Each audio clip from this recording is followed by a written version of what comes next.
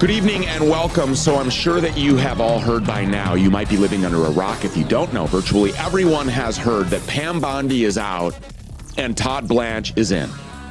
Pam Bondi, the notorious pedophile protector at the Department of Justice, has been fired by Donald Trump. Pam Bondi is no longer the Attorney General of the United States. And really and truly, I can't say this emphatically enough. When it comes to Pam Bondi, good riddance. Pam Bondi spearheaded the Epstein cover-up.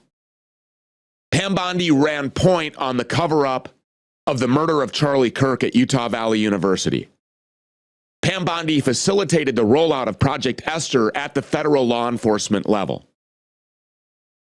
But above all else, when all else is said and done, and Pam Bondi goes down in history as one of the most prolific protectors of pedophiles known to man, Pam Bondi will be remembered for a remarkable moment during her testimony to Congress as she tried to explain why she wasn't interested in throwing child rapists and child killers in prison. And that moment doesn't really just sum up or define Pam Bondi's time as Attorney General, but really it sums up the Trump administration's entire existence as a central banking, private equity, pedophile regime. How many of Epstein's co-conspirators have you indicted? How many perpetrators are you even? The Dow right now is over 50,000. I don't know why you're laughing. That's what we should be talking about. The Dow right now. S&P at almost 7,000. The American people need to know this. Need to know how is the Dow. Let me address the survivors because that's how is the Dow. Yeah. Pam Bondi didn't have time to care about child trafficking victims because the Dow was at 50,000. But on a more serious note, a real serious note here, Pam Bondi's replacement, Todd Blanche, who will of course have to be approved by the Senate, though we can safely assume that he will be, that guy, Todd Blanche, is coming into the office of Attorney General in the middle of one of, if not the biggest DOJ cover-ups in all of American history. The Epstein file cover-up.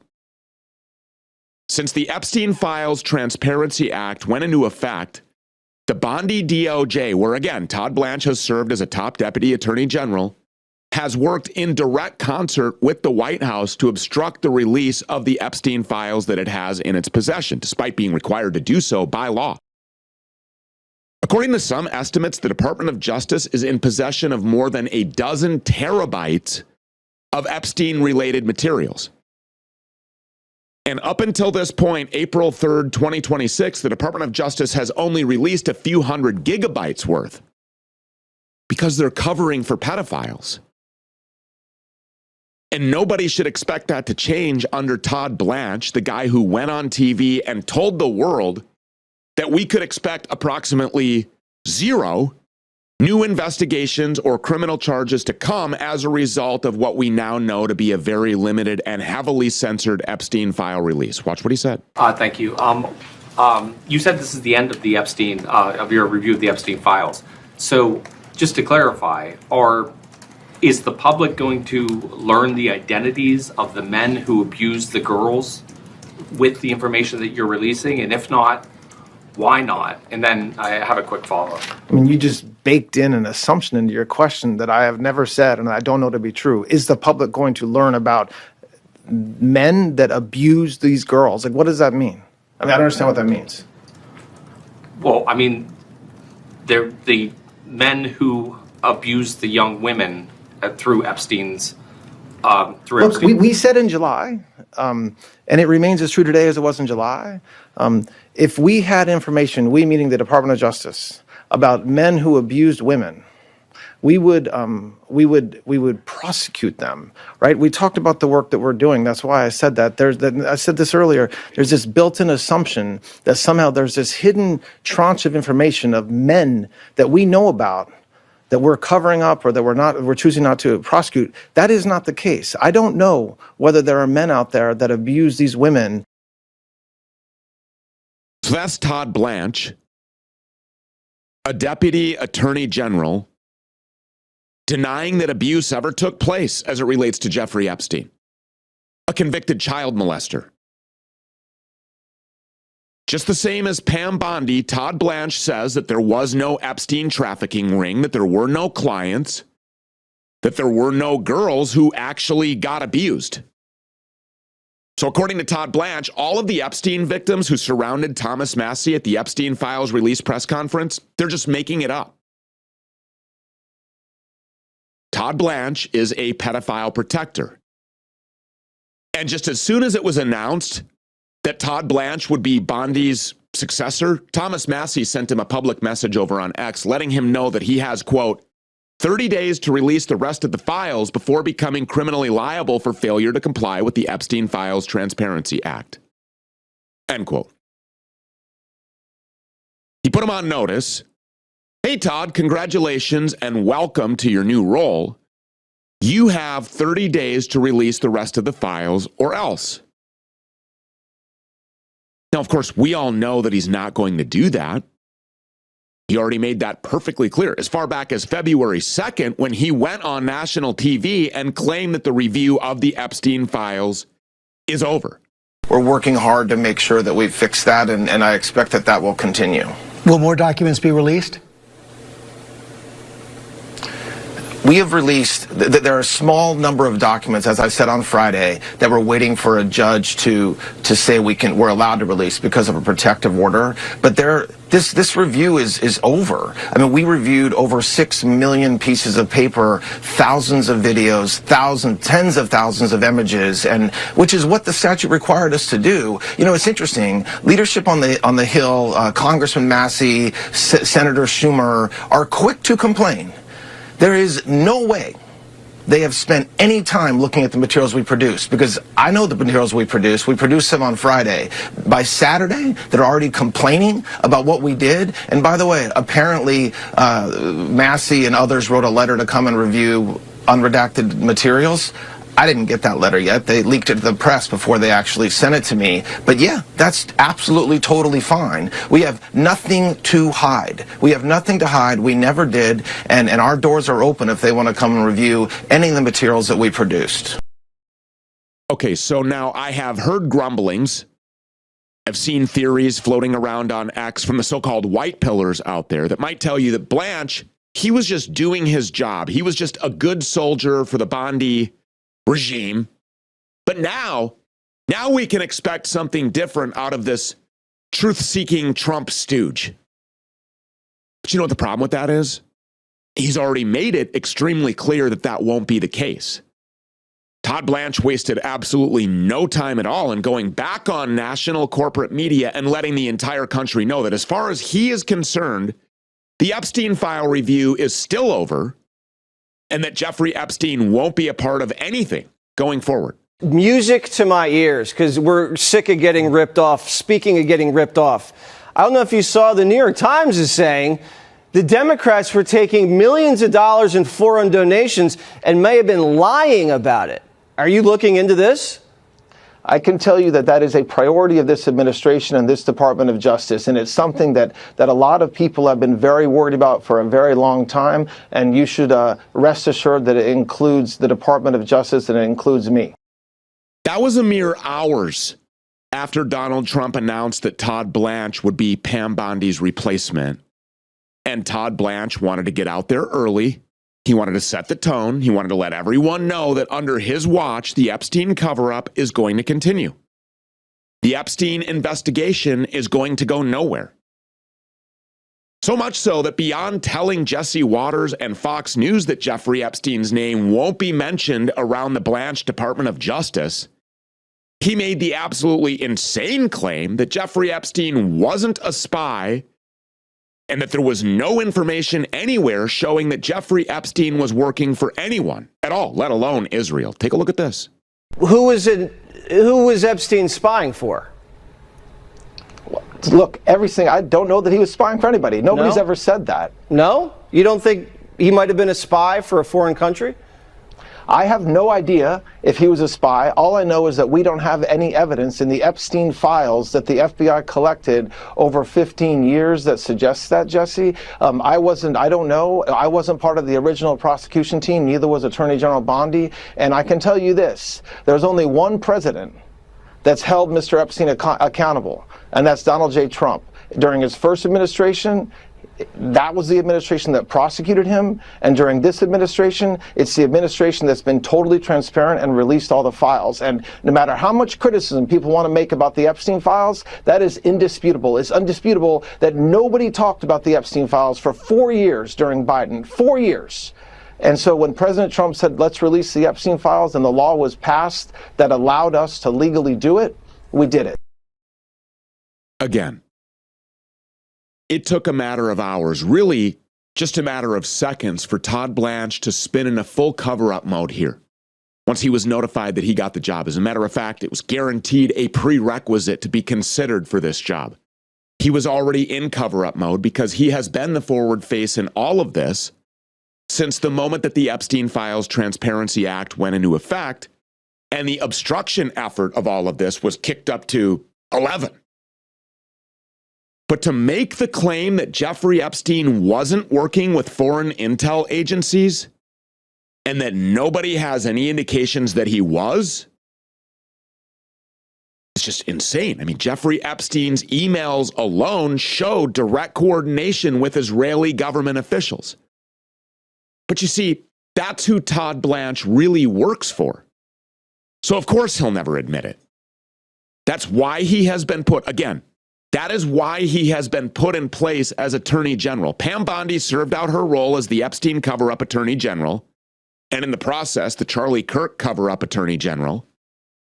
And now all of her goodwill with the American people has been used up, so they've brought in another actor, another shill, another compromised asset. And speaking of compromised, speaking of being under the control of a web of global governmental criminals, Thomas Massey made a really interesting statement in a recent interview, somewhat similar to his famous AIPAC guy statement about the babysitters that members of Congress have, when he said that somebody got to Pam Bondi. Someone gave Pam Bondi a nudge and told her she wasn't going to be releasing anything, even if she wanted to. Are you confident you will see that? I don't know if we're going to see it in this administration. Why do you say that? Because Pam Bondi has, she's been so against this. I would say from the beginning, but in the beginning, I think she earnestly was ready to release files. And then I think she wasn't in on the joke when they gave her those binders that had nothing in it. Then she found out she looked like a joke, and she shot off the angry letter to the FBI. But at some point, somebody got to Pam Bondi and said, it's your job to cover this. Did I cut it off? It's your job to cover this up. So in other words, Pam Bondi got the call. A call that very likely she has received several times over her career as Attorney General, a call that Todd Blanche has already received for certain. Because it's not a legitimate firing, this is a change in window dressing. And Pam Bondi is far from the only high-profile firing in the Trump administration this week, or even just yesterday. And that firing, or group of firings that we're going to talk about, we probably should, is a whole lot more serious than a change in window dressing. This is a change in generals and top military commanders in the middle of a war, mind you, which in my opinion is meant to bring in Zionist war criminal stooges who won't talk back or push back when they're ordered by Pete Hegseth and the Trump administration to, for instance, double tap schools full of kids or send American service members to die on behalf of a foreign nation, on behalf of the foreign nation state of Israel. We all know what kind of military Pete Hegseth wants. He wants the kind of military where commanding officers are telling the troops that they should prepare to die in Iran for the Jews so that they can establish their Talmudic superstate of Greater Israel, build their third temple, and usher in their Messiah, who we know as Bible-believing Christians to be the Antichrist. That's what Pete Hegseth wants. Pete Hegseth wants to fill the Joint Chiefs of Staff with Third Temple generals. So yesterday, he fired Army General Randall George, reportedly one of the few remaining voices in the upper echelons of the United States government who was still pushing back against the idea of war with Iran for Israel. Randall George was the top general in the entire United States Army. And now he has been fired in the middle of a war in which Americans are dying. carted out wounded by the hundreds, if not the thousands. Hegseth's Department of Defense, or as he calls it, his Department of War, has been caught red-handed lying about casualty figures. At the very least, hundreds of American troops have been killed or wounded up to this point through the Iranian missile and drone strikes that have come crashing through America's crumbling Middle Eastern air defense systems. They haven't even given a reason for his firing. They just sent him on his way. They sent him on his way as American blood and treasure are once again being committed to a fight for Israeli dominance of the Middle East, but this time, a fight for permanent Israeli dominance of the Middle East. And General George isn't alone. Alongside him, Pete Hegseth fired Generals David Hodney, William Green Jr. In fact, he has fired more than a dozen generals and high-ranking military officers since taking office last year after passing an Israeli loyalty test on live television during his Senate confirmation hearings. And we're back. So we have two ousters today, this time from Defense Secretary Pete Hegseth. He has asked Army Chief of Staff General Randy George to leave his post. George is the Army's most senior general. A defense official says Hegseth asked General George to retire immediately. Now, the ouster comes as the U.S., of course, is battling Iran. Joining me now is Hal Kempfert, a familiar face around here, and on Live Now, a national security analyst, also a retired U.S. Marine. Thank you, and thank you for your service. Let's just get your reaction to this. Is this really a big deal? Well, Marla, it's a deal. I mean, normally when you become a service chief or a chairman of the Joint Chiefs or the vice chair, normally those are 4-year terms. That is not set in stone. That can change, and certainly we've seen a lot of changes. You know, with Pete Hegseth as Secretary of War or Secretary of Defense, he's removed about a dozen flag and general officers. Of course, you may recall he removed C.Q. Brown, Air Force General, who was the chairman of the Joint Chiefs when he came in. He also, Lisa Franchetti, who was the CNO Admiral, head of the Navy, Chief of Naval Operations. And then, of course, General Cruz, Lieutenant General Cruz, head of DIA, and others have been removed as well. So they're not afraid of removing flag and general officers. Pete Hegseth is purging the United States military. He's just removing anyone and everyone who isn't controlled by Israel, and he's replacing them with people who are. And at least for the moment, General George Randall has been replaced by General Christopher Lenave, who was an aide to Pete Hegseth. He's a subservient to Hegseth, and he's now been installed by Hegseth as the new Army Chief of Staff. And according to Hegseth, and this is really the only explanation that anyone has gotten as to Randall's firing, he wanted a general who would better serve the administration's vision for the military. And so the question is, well, what exactly is that vision? Well, according to what we have seen, it's a vision of sending American troops to go die in service to a foreign nation, to die in service to a foreign cabal. So if we're reading between the lines here, apparently, General Randall George wasn't living up to that mission. Or he wasn't completely bought into that mission. Maybe, just maybe, he joined the military to serve America. Or maybe, as it's his job to do so, he pushed back on the so-called president's plans for this war with Iran. That's what the Joint Chiefs are supposed to do. That's their entire reason for existing. That is their function. But as we have learned over the years with Trump and those in his immediate orbit and those who own him, dissent is a capital offense. Just ask Charlie Kirk. He pushed back on this war with Iran, and now he's dead. And it's not just this war with Iran that we have to be concerned about at this point. Not anymore. At this point, this war is spiraling completely out of control. And as America takes massive losses that this government doesn't want to tell the people about, the people in charge of Donald Trump are becoming increasingly desperate to get other countries involved here. And when Pete Hegseth says that he wants an Army Chief of Staff who will better serve this administration's vision for the United States military, what he means is that he's looking for someone who's willing to send Americans not just to Iran, but to Cuba and to Colombia and to Greenland, maybe even Canada or back into Venezuela. He means someone who will sign off on and order troops to follow an absolutely insane operation to send American ground forces into Iran, complete with heavy equipment, so that they can dig up and search for Iranian uranium out of the mountains, and then fly away with them on planes and helicopters to make sure that they can never build that nuclear bomb that they weren't building in the first place. All while under enemy fire. I mean, it would be a bloodbath. But you see, that's the point. Because this war is a blood sacrifice. And Pete Hegseth's vision for the United States military is exactly the same as Donald Trump's vision for the United States military, which is the same as Miriam Adelson and Benjamin Netanyahu's vision for the United States military.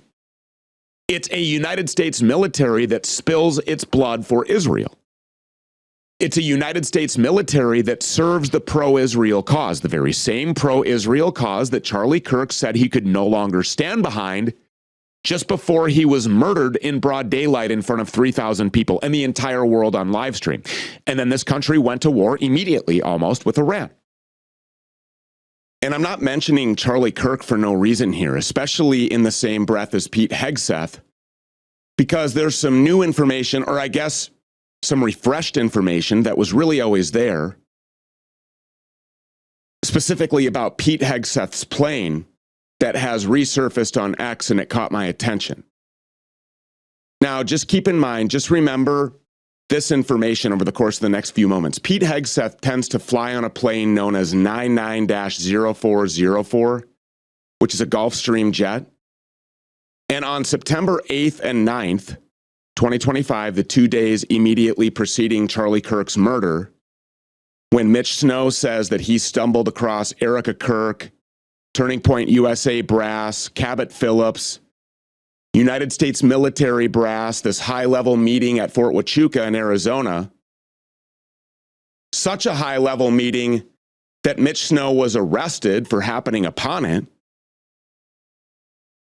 And in that very same frame of days, the days on which the mission to kill Charlie Kirk was given its final green light at Fort Huachuca, plane 99-0404 flying under the Special Air Mission call sign of SAM 702, indicating that it's a high-level government VIP on board, because that's what SAM is.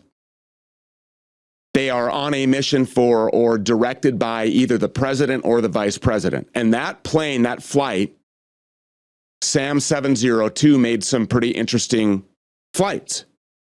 And all of this began just one day before September 8th on the 7th of 2025, when plane 99-0404 departed Joint Base Andrews in the DC area, initially under the call sign of Romeo Charlie Hotel 702, RCH 702, as if, I don't know, to hide its significance as it headed west, or it was on a dead leg or something. And the plane was routed through Peterson Air Force Base in Colorado Springs, and then it landed at Davis-Monthan Air Force Base in Tucson, Arizona, before hopping over to Sierra Vista Municipal Airport on September 8th, just 3 miles from Fort Huachuca. But only after the plane's transponder was turned off, by the way. 20 minutes before landing.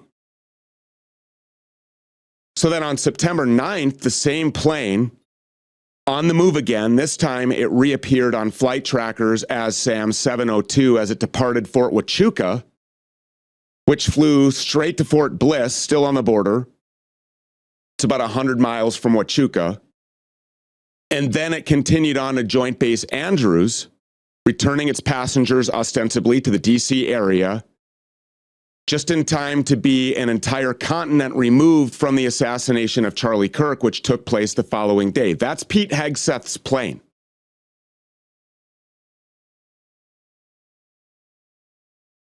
And then on October 10th, 2025, 99-0404, Pete Hegseth's plane took another flight under the call sign SAM 112, once again indicating Special Air Mission, carrying a high-level governmental official, someone like Pete Hegseth. It then flew round trip from the Washington, D.C. area to Fort Huachuca and then back. It's just a quick trip. And on its way back, it slowed down over Tennessee, where on October 10th, 2025, the AES explosives factory was on fire. And it wasn't just on fire, it had been blown to pieces. There were no survivors. Now, AES, which JD Sharp has talked about on Censored AI, we've had this conversation. It's short for Accurate Energetic Systems. It's a defense contractor which has been linked to the Charlie Kirk murder through multiple investigations, mostly centering around a roughly $500,000 DoD contract for an extra small demolition charge that was tested at Fort Huachuca before Charlie's death at the hands of an exploding lavalier microphone.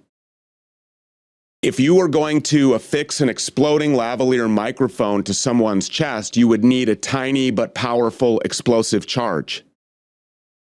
And the AES facility in McAllen, Tennessee may very well have been the only place in the United States capable of making just the right one. Remember, they had a contract to do just exactly that. And then on October 10th, 2025, just exactly 1 month to the day from Charlie Kirk's assassination, AES was vaporized. 23,000 pounds of explosives just went boom. As government plane 99-0404, Pete Hegseth's plane flew overhead on a flight from DC to Fort Huachuca and back. So, was Pete Hegseth on that plane? Was he flying over AES? Or was someone that was sent on that plane by Pete Hegseth flying over AES to get a good look at it to make sure that the facility where the explosive device used to kill Charlie Kirk was manufactured had been completely destroyed?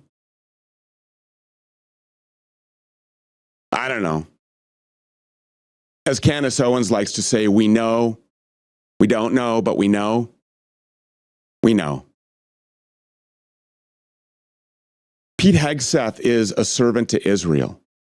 And Israel, along with the United States government and traitors within his own midst, even his own home, killed Charlie Kirk. But in doing so, they woke up an entire generation of Americans to the reality that this country's government isn't controlled from within.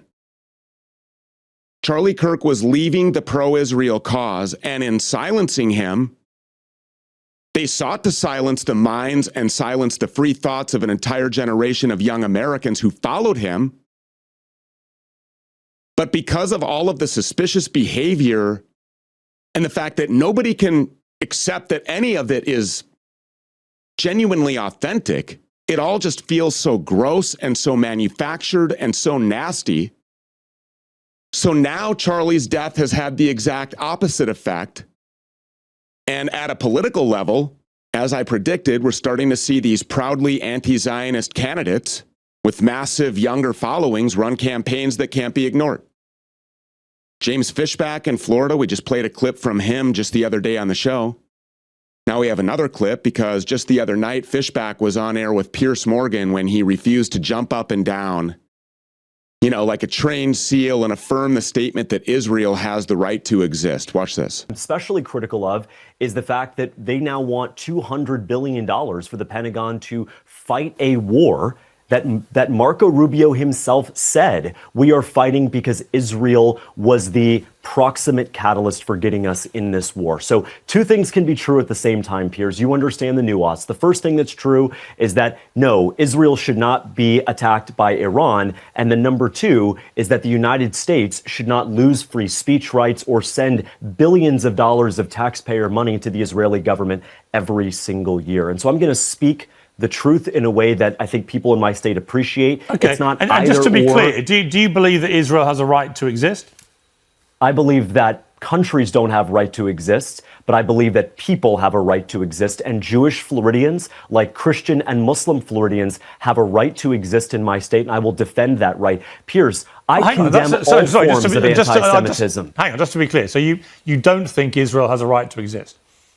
I don't think that communist China has a right to exist, but I think the Han Chinese as an ethnicity I'm not talking about China. I'm have a talking right specifically to exist. about Israel, which, I don't. as you know, the Israeli government is emphatic that it has this right to exist, and that right is threatened by its neighbours, many of whom want to cause it harm through the terrorist proxies from Iran in particular. So the issue of whether it has a right to exist is a very hot one, as you know. So just to be clear, you just don't think they have a right to exist, Israel? I don't think that any country No, has I know a you right said to that. exist. I'm not talking about any country. I'm talking about specifically Israel. Specifically Israel, and specifically and generally every country in the world does not have an inherent right to exist. Who has a right to exist are people, and that includes Jewish Floridians who are struggling just as Christian Floridians are under the weight of a cost of living crisis, Piers. And I'm going to fight for them every single day as their next governor. I hope he's real. Please, God, just let him be real. And then you have Joe Altman in Colorado. But you know, Fishback is right. Countries don't have any inherent right to exist. I mean, at the most basic level, it doesn't matter if he's talking about Israel or China or the United States or a bunch of Martians living in teepees. Doesn't matter. Countries only have a right to exist if they can carve that right out for themselves. If they can mark their borders and defend their land and prop themselves up as, you know, a functioning nation with a real culture and a healthy society without external support. And even then, they really only maintain that right to exist as long as it isn't taken from them by someone that's bigger and stronger. Israel can't prop itself up. Israel can't defend itself. Israel isn't even a real country, okay? I mean, without the United States pumping in an endless supply of blank checks and bombs and blood, Israel fails to exist in any form whatsoever. It's a parking lot as soon as we pull the missile defense systems out of there. That's just real. You know, I don't know why that's controversial to say that. And at the rate that things are going with Iran, Israel may be turned into that parking lot with or without American support. Seriously, some country founded in 1948 and its global legion of paid-for sycophants doesn't get to just completely rewrite the rules of reality and say, well, we have an inherent right to exist. Everyone else can just go and kick sand. They have a special right to exist because of the Holocaust. That's the logic that Piers Morgan was using there, or trying to, which makes perfect sense. Because that is the worldview that he has been trained to have over the course of his entire life in this post-World War II Western world and over the course of his career in the media. The Israelis actually passed resolutions in their Knesset claiming that they themselves have a unique right to exist and that while existing, they also hold a unique right to self-determination. Because they believe that they are the only people on the planet with these rights. The rights to exist as a country in the first place, the right to determine the destiny of that country themselves.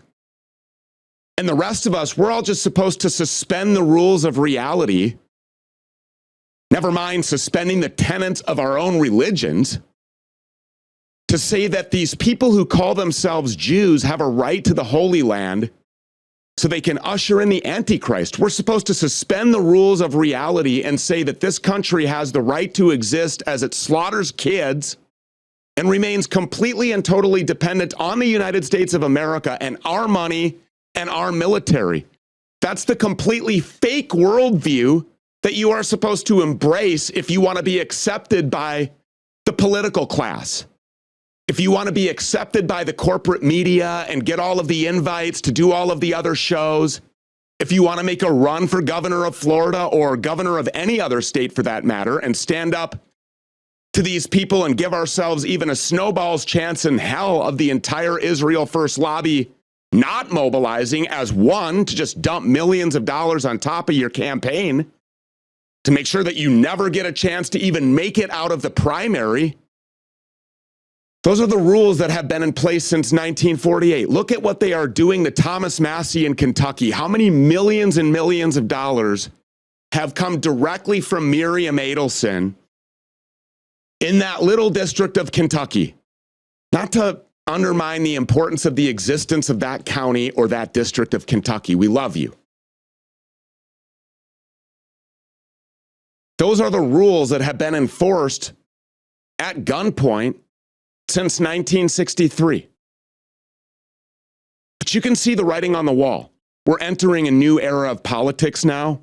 All glory to God Almighty as our people, especially our young people, start to realize, how deep this occupation actually goes.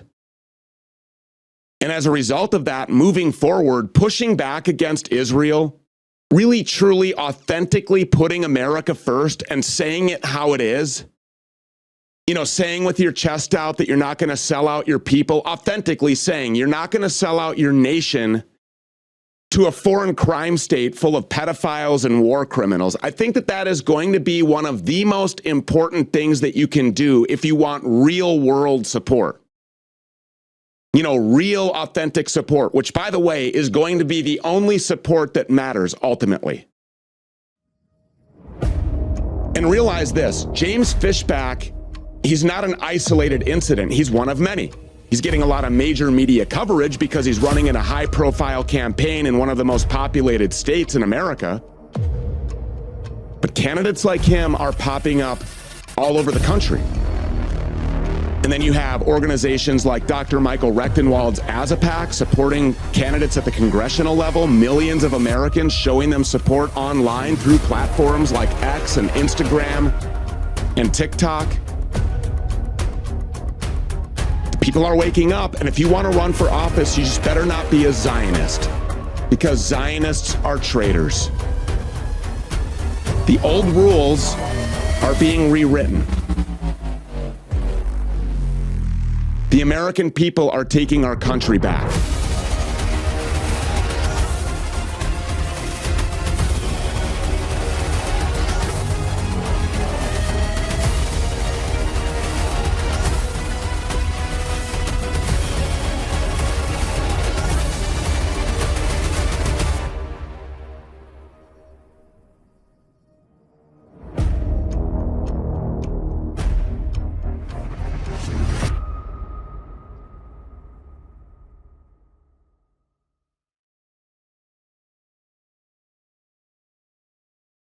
So everybody here knows that discussions about health are no stranger to the Stu Peters Network. Really, it was the birthplace of the Stu Peters Show, the Stu Peters Network, around COVID-19, asking questions about exposing the Western medicine, big pharma industrial complex as a killing machine that is designed to make you a lifelong subscriber, to keep you just sick enough that you will come back to the white-coated priests to get your next prescription from big pharma, and then, of course, the doctor gets bonused on these prescriptions. We've talked about the CDC recommended childhood schedule. We've talked a lot about vaccines, particularly the COVID-19 vaccine, which again was really the birthplace, the foundation of everything that we talk about here on a daily basis. It catapulted us into relevance. And I've said a lot of this before, I'll say this again, real healing doesn't come from one quick fix. It happens when you really start making the changes that you need to make across the board. Your diet, your movement, your detox, your mindset, which we talked about 2 days ago with Dr. Andrew Kaufman and just yesterday with Nurse Corey of Ezra Healing, your daily habits. That is the journey that people are on inside of the Tesla Club. They're taking real ownership of their health. They're making lasting changes. And if you're thinking, look, I don't even know where to get started, well, let me just tell you, Tesla.club. Go to tzla.club. If you want to make the decision today to begin the journey to real health by introducing plasma technology into your home, into your life, then go right now today. Shipping right now, still 3 to 7 days with this war. Obviously, imminently, it's guaranteed that will change.